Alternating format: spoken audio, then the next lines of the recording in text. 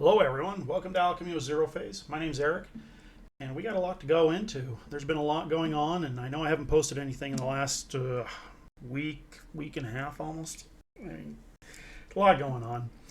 Not just with AI stuff, but personal life. Got a lot of things going on. Got my own business I run, and so sometimes it's hard to keep up. And I do rely on a lot of other YouTubers to get the information that is coming out hot and heavy with AI news, and I there's so many of them. I can't really give a shout out to any one specific person.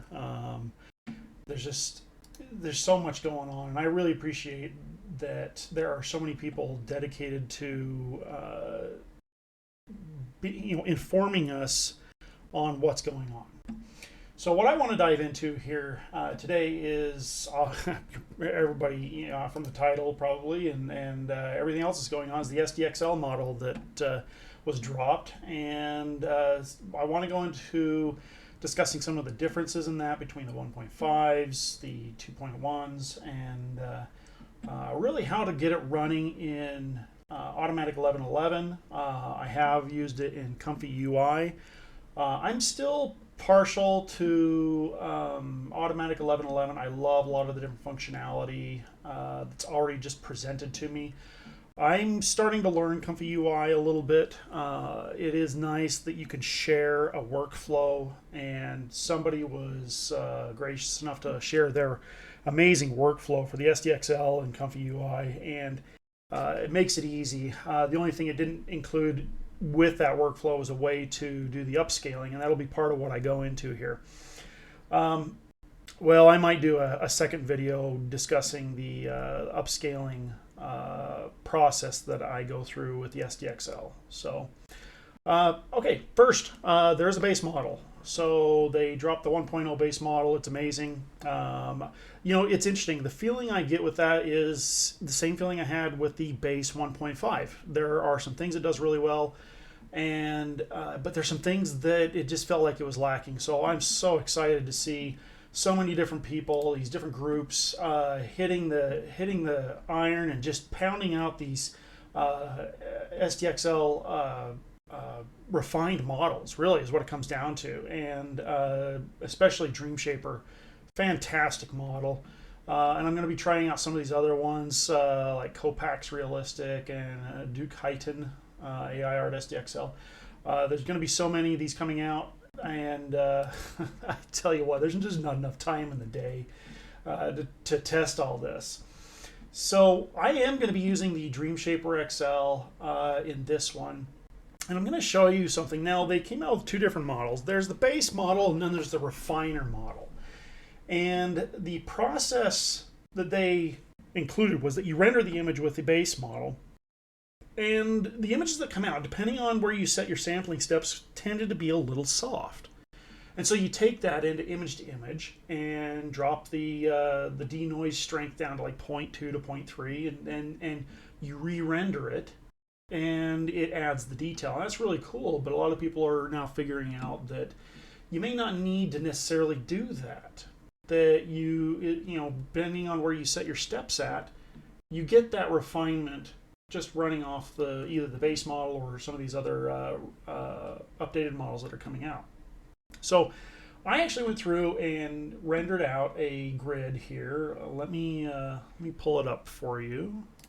So, using the same seed, just so you know, this new SDXL model is fantastic with dragons now. Now, I mean, it's not perfect, but it's a whole hell of a lot better than the 1.5, even the 2.1 models. Now, there were some models that kind of got it, but yeah, no, they can't even come close to the SDXL model.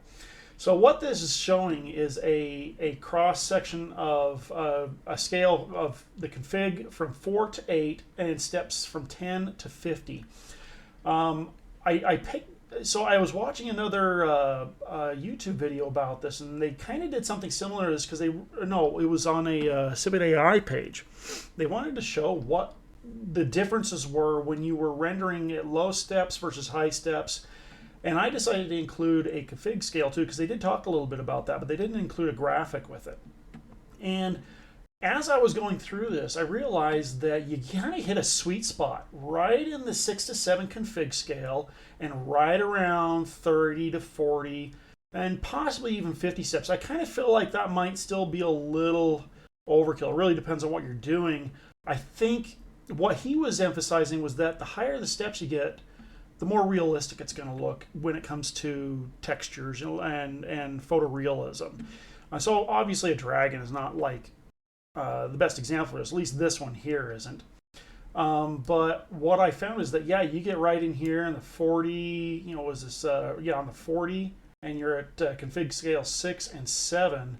So like these two right here were absolutely phenomenal. You got the scales, you got the right texturing. These are obviously not super high res, but you get the picture. You kind of get the idea of what's going on.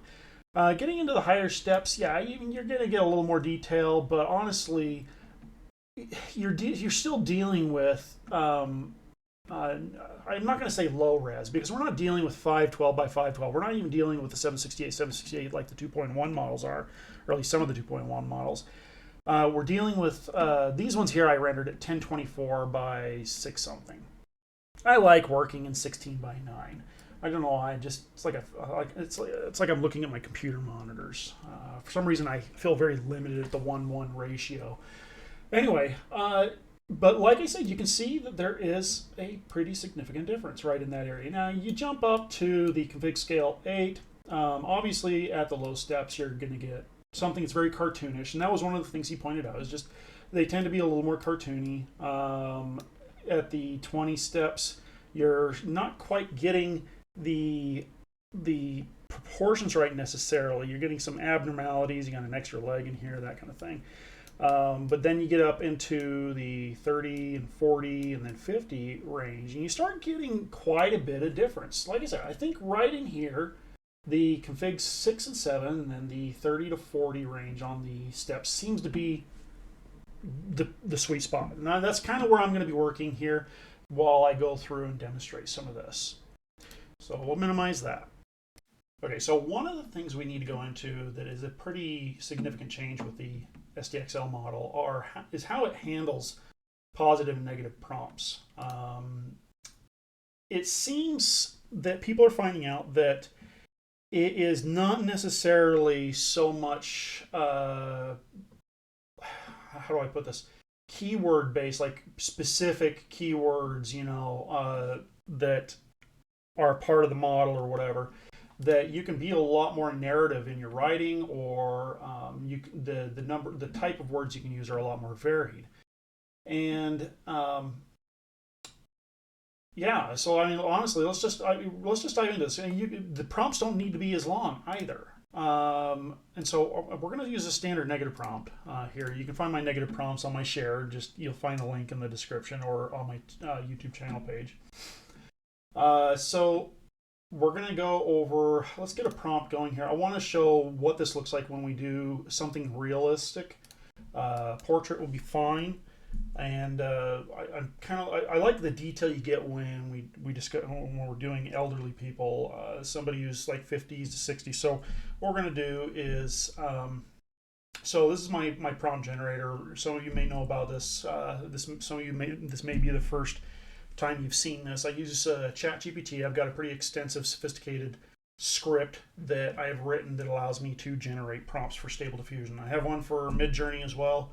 You can find those on the store, but what we're going to do here, I'm going to be modifying this to be adapted to SDXL.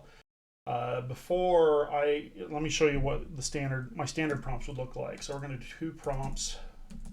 We're going to do 40 words each. Professional portrait photo of elderly old man. We're going to do detailed color.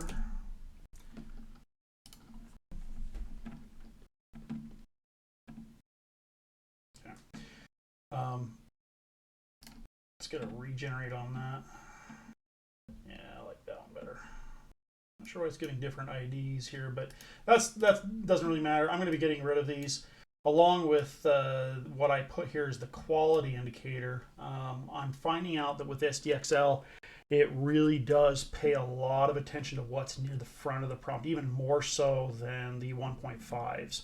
So in my updated prompt generator, I will be eliminating this. I might put this at the end of the prompt, but I kind of doubt it. I haven't really seen a need for it anymore. The images that come out of this are phenomenal. And so what we're going to do is we're going to ask it to remove label and quality. Okay. So we're going to take those two prompts, and they're not very big. We are using some formatting in here, some emphasis. Let's see, did it Snow White Beard? Yeah, no, we need to change something here. Keeping all other formatting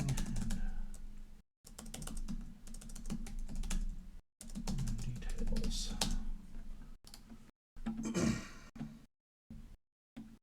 There we go. That's better. I was wondering why it said only hair and it was emphasizing hair. Anyway, okay, we're going to copy those and drop those into the prompt from file or text box. We're going to drop those in here. Okay. Now, again, you'll see that these are not very big. It specifies photography, wise elder with snow white beard. We're using the break command. I still feel like that works. That's still kind of up in the air. So, but as far as I can tell, it still helps to isolate color bleed. And it adds a couple other things. We're going to be refining how this works, but we should get a pretty decent prompt. We're going to do portrait, so 4x5, and obviously we're going to bring the scale on this up so that we are more in the 1024 by whatever range here. We kind of find a balance. This will be less, that'll be more. For what we're going to be doing here, we're just going to use Euler A. And for the steps, we are going to keep it at 35, I think, for this. Like I said, in the testing I did, between 30 and 40 seems to be great, and the 6 to 7 is awesome. And we're just going to leave it at that. Now, if you're using, just a quick note here, in Automatic 1111, there is some issues with memory. Some of you may experience some out of memory, CUDA out of memory error messages. And really to get around that, so I was having the same problem. Like I could load up one model, like the base model, right? Render the image, but then I'd switch over to image and try switching the model to the refiner model, and it would give me an out. I tried rendering and it would give me CUDA out of memory. So I did some research and found out that there's a line or one of the switches you can put on your command line is the med VRAM, and this instructs Stable Diffusion that you may not have a whole lot of VRAM, and so it'll adjust things so that it actually runs. And I honestly, on my system, I haven't seen a speed difference. It still renders pretty quick. I've got a 12 gigabyte RTX 3080 Ti card. So for those of you who are working with 8 gigs of RAM, you might want to try this to see if it helps. Okay. All right, so let's switch this back over to here. That's just a little side note. If you have more questions about it, join our Discord. I'll put an updated link in the description. We got a lot of people working with me on this and demonstrating some of the stuff they're doing, and it's just fantastic. So let's render this out here. Okay, so we got a couple of elderly men. Let's bring up these images here. Not bad. We're going to have quite a bit of detail in the clothing, the facial features, that kind of thing. Let's see what the other one looks like. And this is how you know that break command still works. Look at how vivid those eyes are. I mean, they're very unrealistic. Nobody has eyes like that. But the fact that it was able to isolate that color to the eyes is fantastic. And I love this image. We're going to go ahead and take this image and let's see if we can't improve it. So what we're going to do is we're going to switch this. We're going to send this over to image. Let's go back and grab the description for it.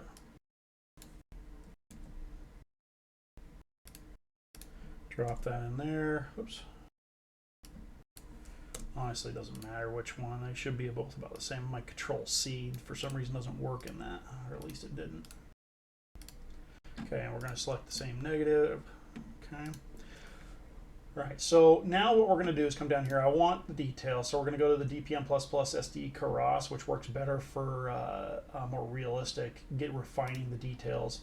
I'm going to try this with just the Dreamshaper XL. I've been told that we don't need to switch over to anything, but I am going to increase the sampling steps to 40. Let's go to 40. But we are going to drop down the denoise strength. We're going to go, I'm going to put it at 30, or 0.3 I should say. I don't think we need to mess with a detailer. That face looks phenomenal. The eyes are lined up. Everything looks great on it. But we are going to come down to aspect ratio helper. We're going to maximize that, scale it all the way up. So we're doing what's called a latent upscale. It's basically resizing it, adding in more detail, and let's see what it does here. Okay, so I did get an out of memory error on this. I don't know if that's because I'm using the Dreamshaper to try to do the refinement on it. So what we're going to do is we're going to switch over to the refiner model. I've just dropped all my SDXLs into a subfolder called SDXL so I can identify it easier. So let's switch over to this. It takes a minute. With the SDXL base, not base model, the refiner model, you do need to select there's an SDXL VA VAE, sorry, that they had to implement to fix some issues they had with it. So you got to make sure you have that one. So let's give that another try here and see what it does here. I might have to restart the whole Stable Diffusion back end here. Sometimes if it gives an out, if it gives an out of memory error message like that, we got to just restart the whole thing.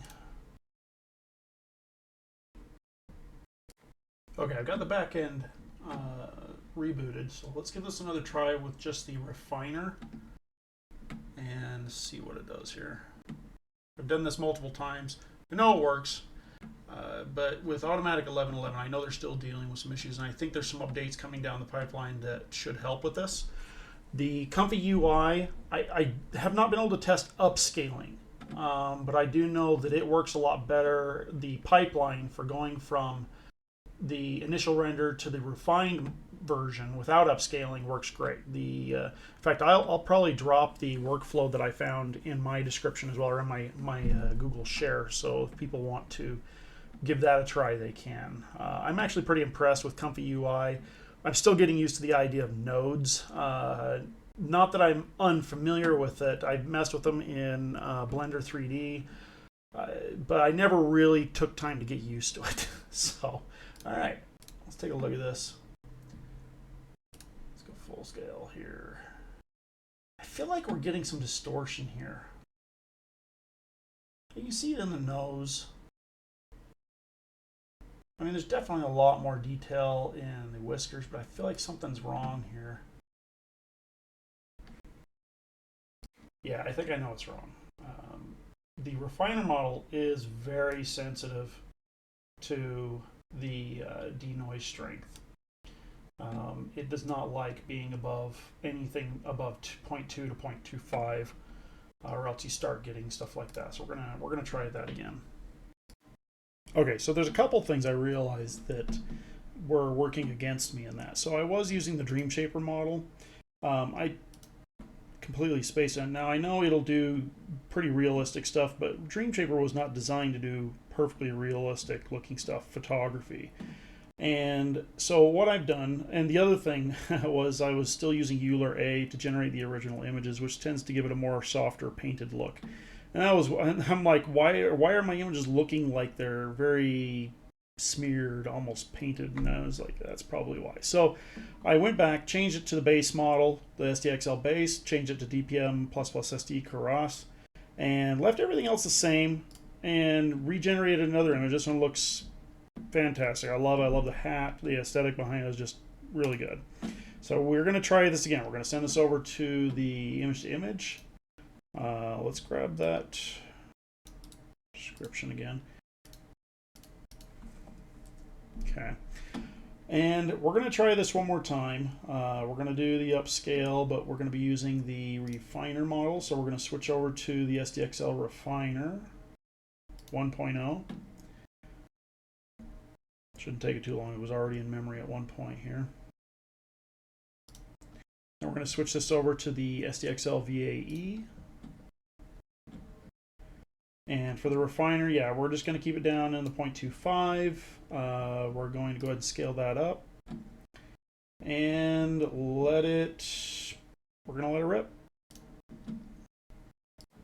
While we're waiting for this to render, one of the other things I did change is typically I run my images as JPEGs when I'm just looking to just try things, because PNGs do take up quite a bit of space. In this particular instance, I decided to switch over to PNG because it does retain a lot more visual detail. You don't get the artifacting and stuff like that, because I want this image to turn out just perfect. And so I went ahead and switched that over to PNG. I'll probably switch it back to JPEG because all my other images were fine at JPEG. On this one here, I decided as a part of the troubleshooting steps just to switch it to PNG. Just about there here. Hopefully we don't get another out of memory error. Again, automatic 1111 is great. It does deal with the whole, because it's a pretty beastly program compared to Comfy UI, it does tend to hit those out of memory error messages more often than not. I should say more often than some of the others. Okay, so now we have our image. Let's go ahead and run that full size, and yeah, this one looks a lot better than the other one. We're not getting any of the distortions, the weird painted look. Got a lot of details. I mean, look at that beard.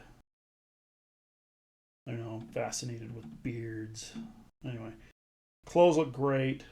And then you could take that, and I mean, I'll do this in another video, but if you wanted to upscale that, you just run that over to the in painting section and do the standard Ultimate SD upscale along with a different model. You would not use these models to do it. As far as I know, I mean, I've been using other models, some photorealistic 1.5 models, and they absolutely come out fantastic when it comes to integrating detail and whatnot when you're upscaling, in fact. So I just want to go through and show you some of the images that I've been kind of playing around with, because what this new model can do is just phenomenal. Just things that were very difficult to do before, unless you had some pretty sophisticated prompts. Doing macro photography, these were just amazing. Being able to come up with these little plastic soldiers. I just had a ton of fun with the Cthulhu theme. I got several pictures that I'm going to show you, but just as an example, just the amount of detail that you get in this is incredible. I couldn't believe the detail that was kind of. You still get a little bit of weirdness when you're dealing with something that's multi-tentacle, but this is light years ahead of what the 1.5 model could do. You could not do this with the 1.5, at least not easily.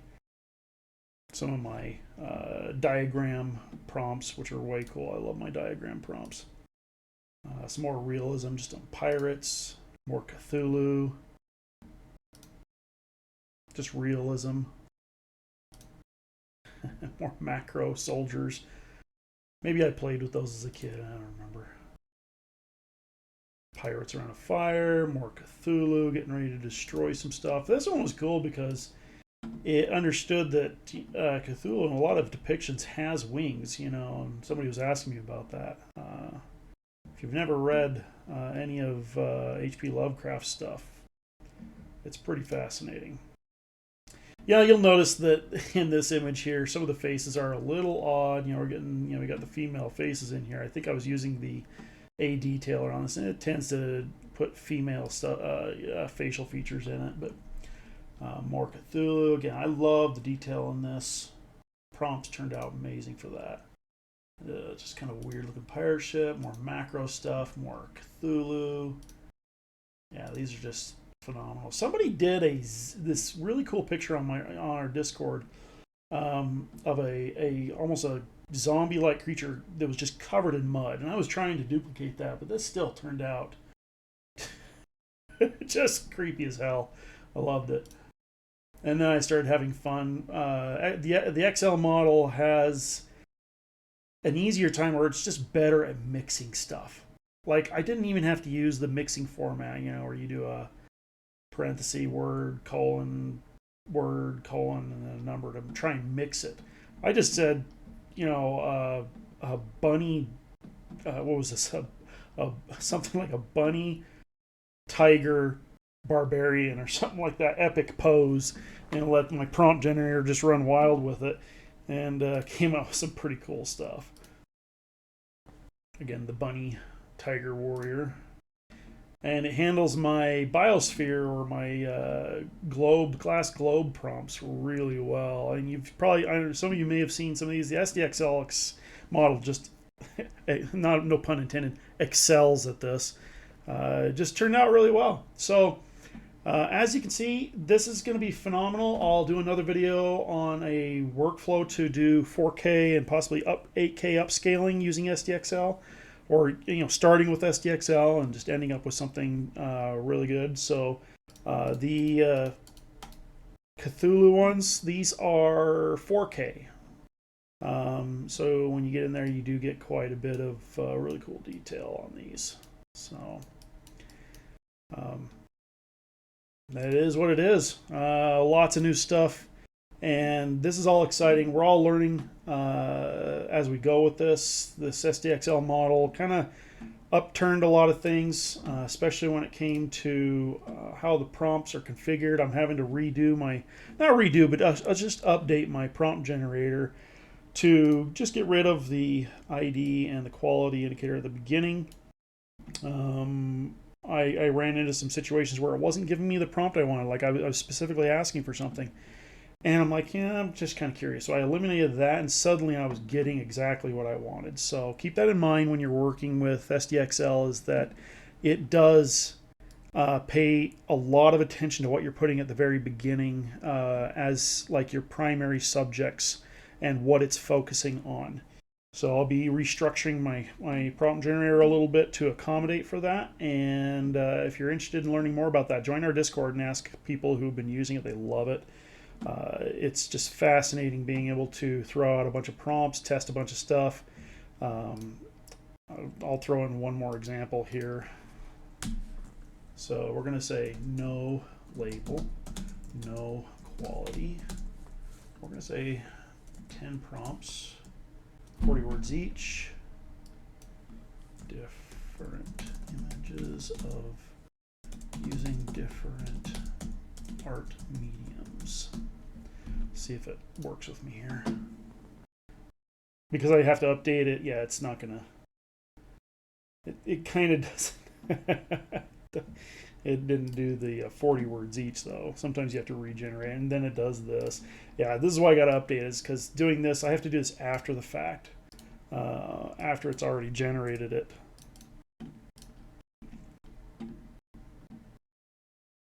Yeah, there we go. Much better. So, you know, like I said, join our Discord, like and subscribe. If you want more of this, definitely let me know. If there's something you want to see specifically, I've definitely done some custom videos for people who ask some things. I probably don't post as much as some others. You know, I got a lot of other things going on in my life, but I love this, and I find it fascinating to see the different images that the people on our Discord have come up with. Some of them have just blown my mind what they can do with it. So we'll talk to you later. I'll see you in the next video. Bye.